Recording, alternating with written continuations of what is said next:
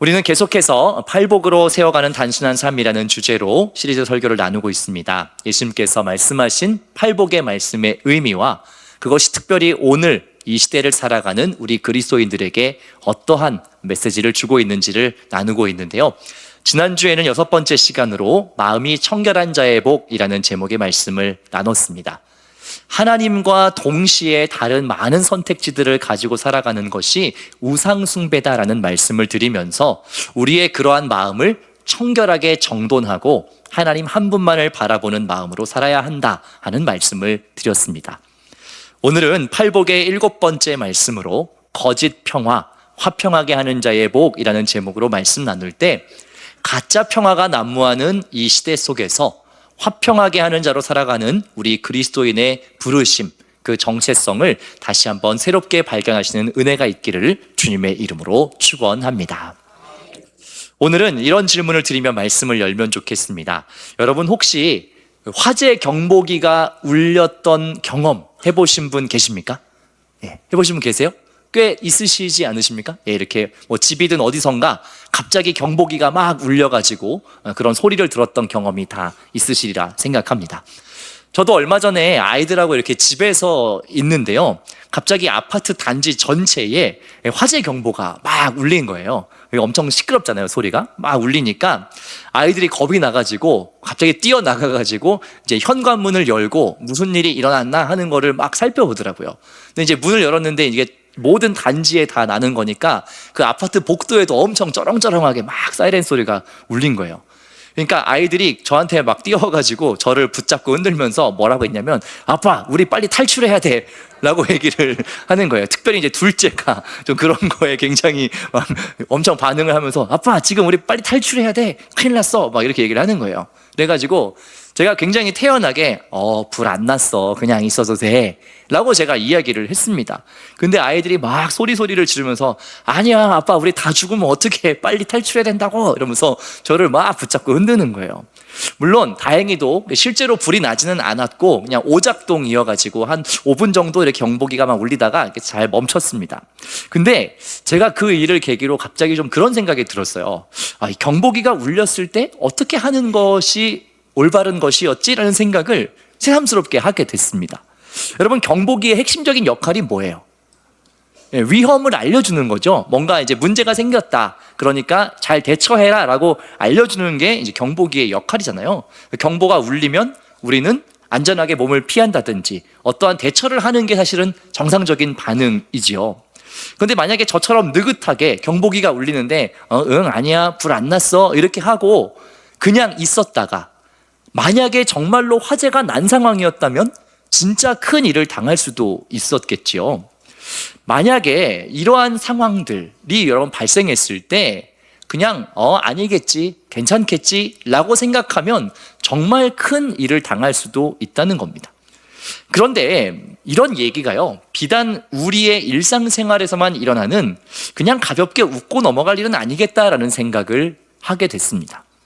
어떠한 경고가 와도 반응하지 않는 이런 안전 불감증이 사실은 우리가 살아가는 이 시대에도 너무나 만연해 있다는 거죠.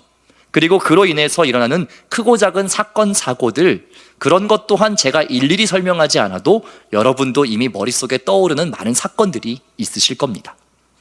그런데요, 이런 안전 불감증이 우리의 신앙생활에 있어서도 깊이 들어와 있지 않는가 하는 것을 저는 생각해 보게 되는 겁니다. 우리의 신앙에도 때로는 하나님께서 이 경보를 울릴 때가 있다는 거예요. 지금 뭔가 위험한 상황이다. 이대로는 안 된다. 빨리 무언가 대처를 해라. 라고 경보를 울리실 때가 있는데 그것을 우리가 듣지 못하거나 혹은 들어도 별일이 아니라는 것처럼 대수롭게 살아갈 때가 우리 또한 종종 있다는 사실이죠. 이러한 신앙적인 안전 불감증은 실제로 성경 말씀 속에서도 많이 발견할 수 있는 장면 중에 하나입니다. 하나님은 말씀을 하세요.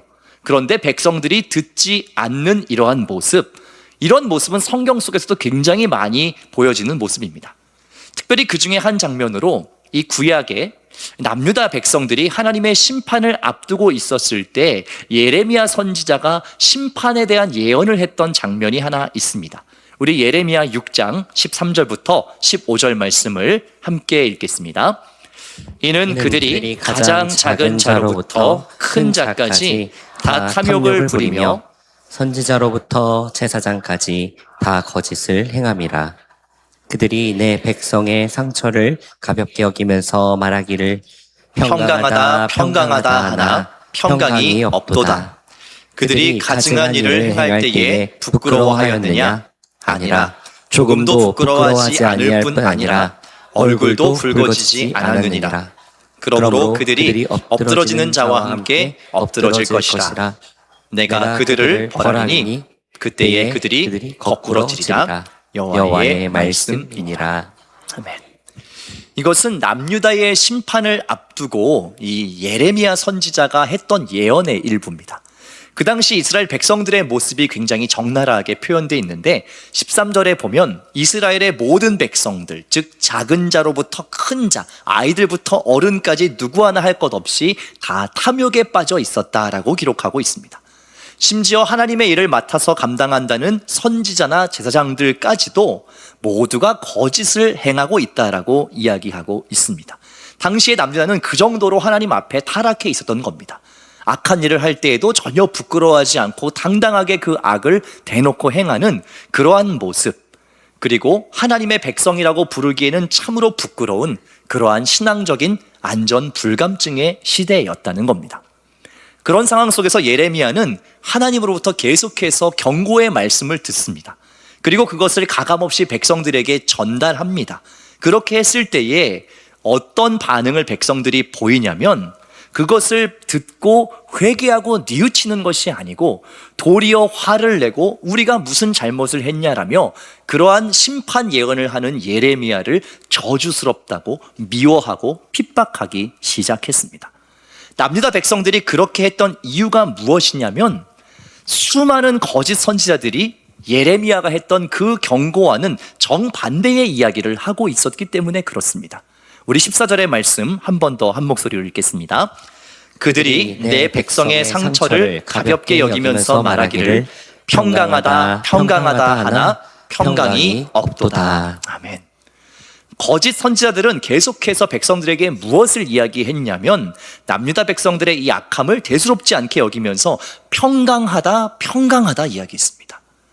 즉 무언가 지금 잘못되어 가고 있고 악을 행하고 있는 분명한 죄의 모습이 있는데도 괜찮다 괜찮다 이야기하는 거예요. 너희는 심판받지 않는다, 아무 문제 없다, 지금 괜찮다라고 계속 거짓을 이야기했다라는 겁니다.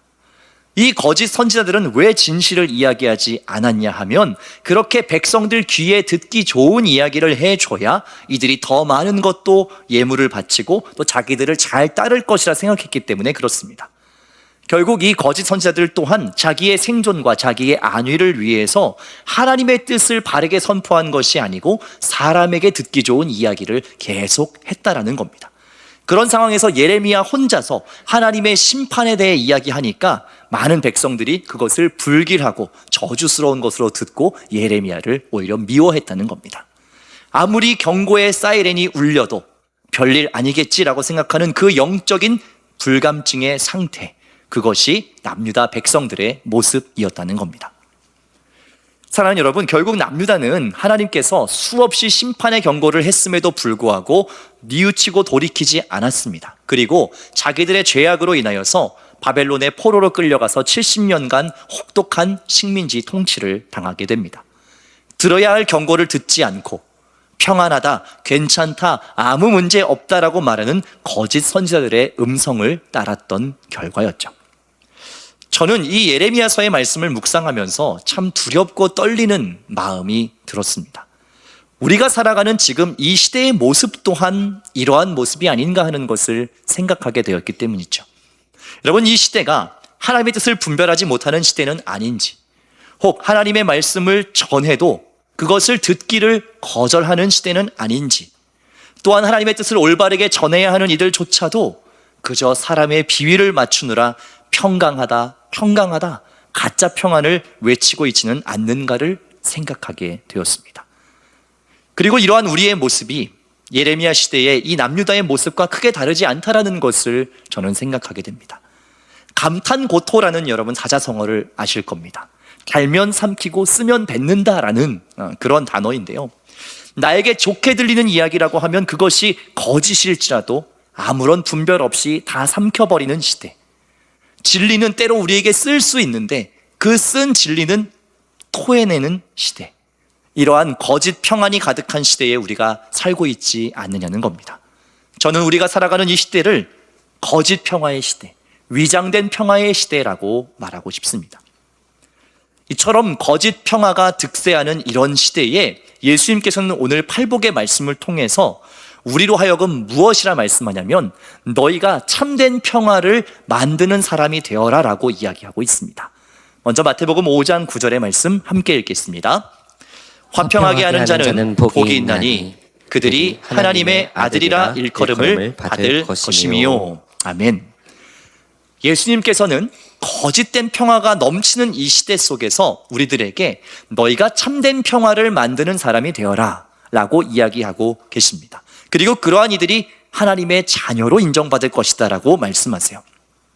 예수님께서 이러한 말씀을 하신 이유는 뭐냐면 2000년 전 예수님께서 사역을 하시던 그 시대에도 마치 멸망 직전의 남유다처럼 또 우리가 살아가는 지금 이 시대처럼 그때에도 가짜 평화가 판을 치고 있던 시대였기 때문에 그렇습니다. 여러분, 제가 복음서를 설교할 때마다 늘 강조하는 것인데 예수님께서 살던 그 시대는 어떤 나라의 통치를 받는 중이라고 늘 말씀드리죠? 로마 제국이라고 하는 이 큰 제국의 통치를 받던 시대다 말씀을 드립니다. 여러분, 놀랍게도 이 로마의 통치 슬로건이 뭐냐면 바로 평화였습니다. 팍스 로마나라고 하는 라틴어인데요. 로마의 평화 혹은 로마에 의한 평화라는 이 단어, 이 표현이 로마의 통치의 슬로건이었습니다. 그런데 여러분, 조금만 생각해 봐도 참 이상한 개념이란 생각이 듭니다. 수많은 나라들을 칼과 창으로 점령하고 수많은 사람들의 피 흘림을 통해서 제국을 이루어가는 그러한 식민 통치를 하는 나라에서 평화를 이야기하고 있다는 겁니다. 여러분, 참 이상하지 않나요? 전혀 평화롭지 않은 방법으로 많은 사람을 희생시켜서 나라를 유지하고 있는 그런 나라가 평화를 이야기하고 있다는 겁니다. 사실 로마가 말하는 평화의 논리는 이런 겁니다. 너희가 지금 우리의 다스림을 받고 있기 때문에 너희는 전쟁도 없고 지금 평화롭게 지낼 수 있는 거야 라고 이야기를 하는 겁니다.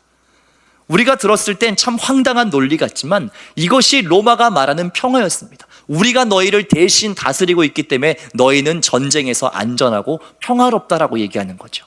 하지만 이것이 진짜 평화가 아니라는 것은 우리 모두가 금방 알 수 있지요. 사실은 평화를 이야기하고 있지만 전혀 평화롭지 않은 상황, 항상 그 칼과 창, 힘으로 군림하는 그 긴장 속에 살아가는 그것은 진실된 평화가 아니라는 것을 우리가 잘 알고 있습니다. 예수님의 시대 또한 그러한 가짜 평화로 위장된 시대였다는 겁니다. 그런 시대에 그리스도인들에게, 지자들에게 진짜 평화를 보여주는 통로가 되어달라는 말씀을 하고 계신 것이죠. 그렇다면 우리는 어떻게 거짓 평화의 시대에 참된 평화를 만드는 통로가 될 수 있냐는 것입니다. 여러분, 그것은 참된 평화의 통로로 이 땅을 사셨던 예수님의 삶의 모습을 통해서 우리가 배우고 깨달을 수가 있습니다. 저는 예수님께서 오늘 말씀하신 이 팔복, 평화에 대한 이 가르침이야말로 단순한 교훈이 아니라는 것을 발견합니다. 그냥 너희 싸우지 말고 잘 지내, 그냥 좀 사이좋게 지내라, 이런 정도의 가벼운 권면이 아니고요. 평화에 대한 이 가르침은 사실상 예수님의 전체 사역에 대한 요약이라고 말할 수가 있습니다. 예수님께서 이 땅에 오셔서 하신 그 모든 사역을 한마디로 함축해서 이야기한다면 하나님과의 끊어진 관계를 평화롭게 하시고 이웃들과의 끊어진 관계를 평화롭게 하시는, 다시 말해 모든 끊어진 것들, 모든 불화한 것들을 다시 봉합하고 평화롭게 하시는 사역이라고 요약할 수가 있습니다. 오늘 함께 읽은 에베소서 말씀이 바로 그러한 예수님의 사역을 정확하게 설명해주고 있죠. 에베소서 2장 14절 말씀 함께 읽겠습니다.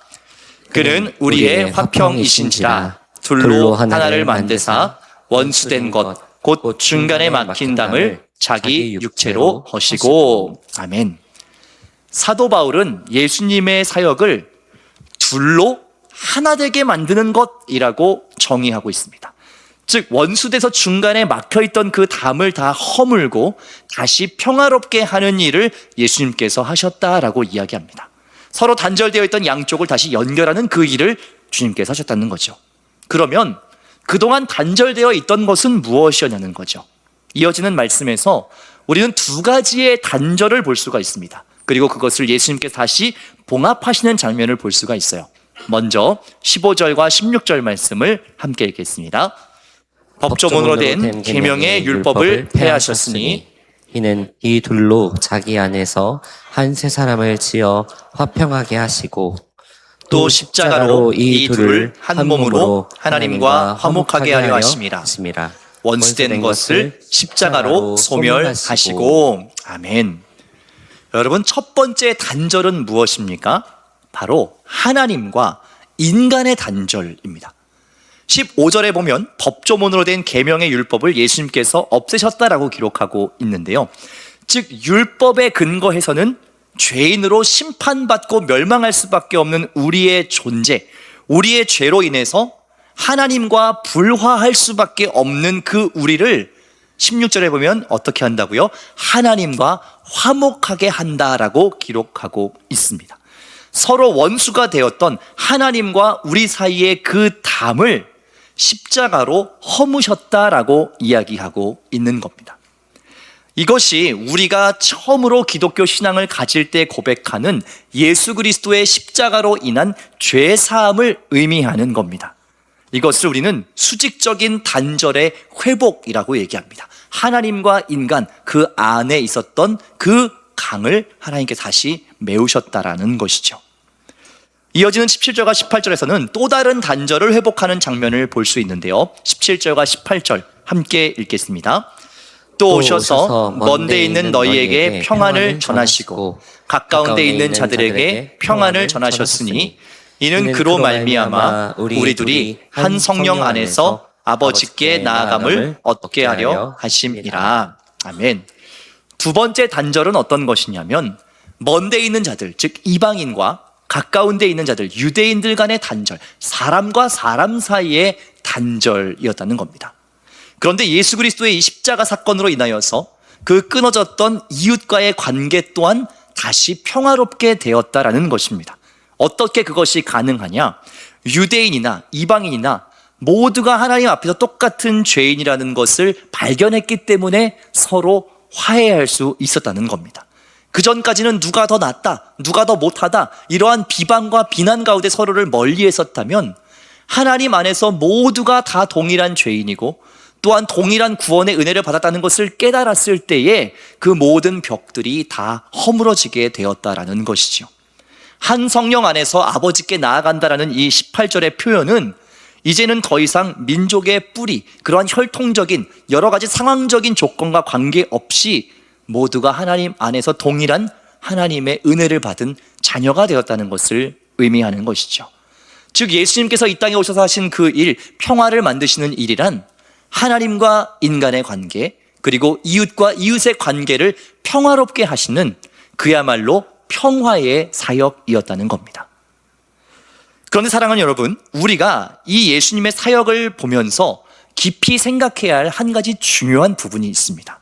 그것은 무엇이냐면 예수님께서 그러한 평화를 이뤄낸 방법에 있습니다.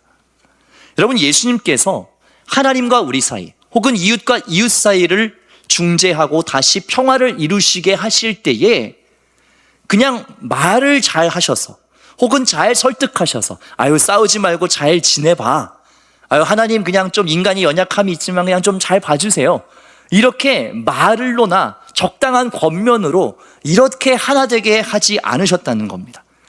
예수님께서 그 모든 깨어진 관계를 다시 화목하게 하신 방법은 자기의 육체를 찢음을 통해서였습니다.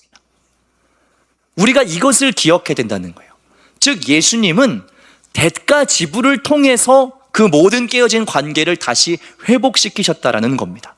이쪽과 저쪽을 화해시키기 위해서 자기 자신을 희생시켰다라는 것이죠. 죄를 그대로 용인할 수 없는 하나님, 그리고 언제나 죄 가운데 있는 우리, 그 둘을 화해시키기 위해서 예수님 어떻게 하셨다고요? 죄가 없으신 예수님께서 그 모든 죄를 대신 짊어지시고 하나님의 진노를 직접 그 몸에 다 받아서 십자가에 달리셨다는 겁니다. 그렇게 하나님과 우리의 관계를 평화롭게 하셨고, 더 나아가서는 사람과 사람의 관계를 평화롭게 할 수 있는 이유가 되어주신 것입니다. 즉 예수님께서는 아무 문제도 없다, 평안하다, 괜찮다, 그렇게 거짓 평화를 이야기하는 선지자들과도 다르셨고요, 또 다른 많은 사람을 희생시켜서 나의 평화를 유지하는 그 로마의 가짜 평화와도 다른 방법을 사용하셨습니다. 어떤 것이요? 자기 자신을 평화의 제물로 희생하는 그 방법을 통해서 참된 평화를 만드시고, 대가를 지불하는 그 방법을 통해서 많은 깨어진 관계들을 다시 평화롭게 하셨다는 사실입니다. 여러분, 이것이 기독교가 말하는 참된 평화의 의미이고, 오늘 팔복을 통해서 예수님께서 우리에게 부탁하신 화평하게 하는 자가 되어라라는 것의 참된 의미입니다. 즉 그냥 말로써, 적당한 그냥 관계의 어떤 기술로서 그렇게 화해하라는 것이 아니고, 나를 찢는, 나를 희생하는 그 과정을 통과해서 하나 될 수 없는 그 둘을 하나 되게 하라는 겁니다. 어쩌면 참으로 쉽지 않은 부탁을 주님 우리에게 하신 겁니다. 그러나 그렇게 할 때에, 우리가 그러한 평화의 길을 걸어갈 때에만 우리가 무엇이라 부름받는다고요? 하나님의 자녀, 주님을 따르는 참된 제자로 많은 사람들에게 인정받고 칭찬받게 된다는 것을 오늘 우리에게 말씀하고 계신 겁니다.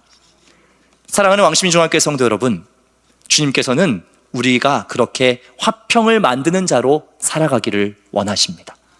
여전히 우리가 살아가는 시대에는 갈등과 분열이 가득하고요, 그럼에도 불구하고 거짓 평화, 괜찮다 말하는 그러한 시대 가운데 우리가 살아갑니다.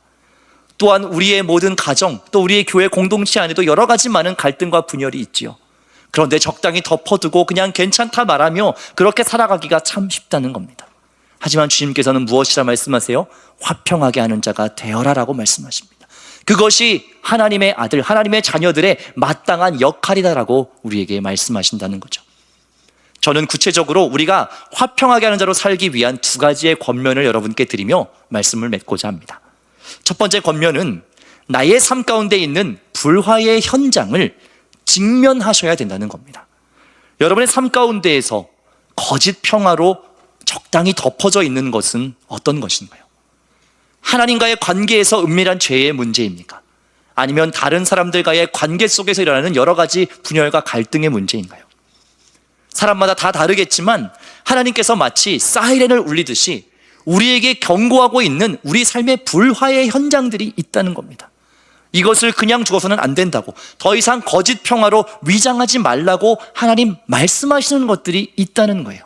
그것이 있을 때 그것에 직면하고 그것을 잘 다루는 것이 먼저 필요하다는 겁니다. 하나님께서 깨닫게 하여 달라고 우리가 기도할 필요가 있는 것이 바로 이것입니다. 내 안에 참된 화평이 필요한 것은 어떤 것인가? 내가 그냥 덮어두고 감춰둔 그냥 거짓 평화로 적당히 위장해둔 것은 없는지 하나님 깨닫게 해달라는 그 기도가 먼저 우리에게 필요합니다. 그렇게 기도하실 때 하나님께서 친히 그 불화의 현장들을 깨닫게 하시고 또 그것을 다룰 용기와 힘을 주실 줄 믿습니다. 두 번째 권면은 그 불화의 현장을 해결하는 과정에 있어서는 반드시 자기 희생과 대가 지불이 필요하다는 사실입니다.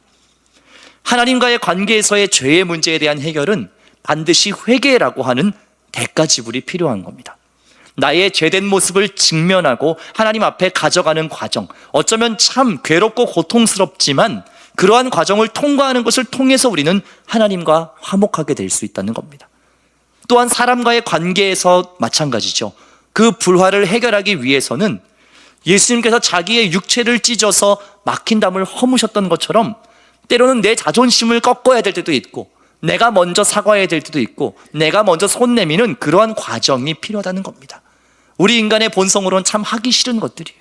하지만 그렇게 나를 찢는 그 과정이 있어야만 참된 평화가 그곳에 깃든다는 것을 우리가 잊지 않아야 하겠습니다.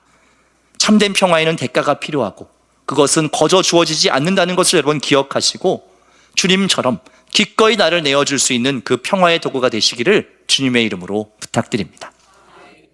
사랑하는 여러분, 우리가 예수 그리스도의 그 십자가의 방법처럼 우리 자신을 내어줌을 통해서 그 모든 깨어진 관계를 회복해 나가는 참된 평화의 도구로 사용될 때 세상은 우리의 모습을 바라보며 이렇게 고백할 겁니다. 과연 저 사람은 자기를 내어주어 세상을 구원한 그 예수 그리스도를 닮은 참된 하나님의 아들이구나. 하나님의 참된 자녀요 그리스도인이구나. 그렇게 우리를 바라보며 고백할 겁니다. 이 시대에는 그러한 평화의 도구가 되는 사람들이 필요합니다. 오늘 너무 참 귀한 찬양을 해주셨어요. 제가 특별히 너무 사랑하는 찬양이에요. 평화의 기도라는 이 기도처럼, 그 가사 한 줄 한 줄처럼 나를 평화의 도구 되게 해달라는 그 기도, 어디에 있던지 깨어진 곳에 화평을 이루고 그 모든 것을 다시 싸매는 그러한 통로가 될 수 있기를 기도하는 그 기도가 우리 모두의 기도가 되기를 소망합니다. 그렇게 살아가실 때 세상으로부터 또 많은 사람들로부터 참된 하나님의 자녀로 인정받고 칭찬받는 우리 왕십리 중앙교회 모든 성도님들 되시기를 주님의 이름으로 축원합니다.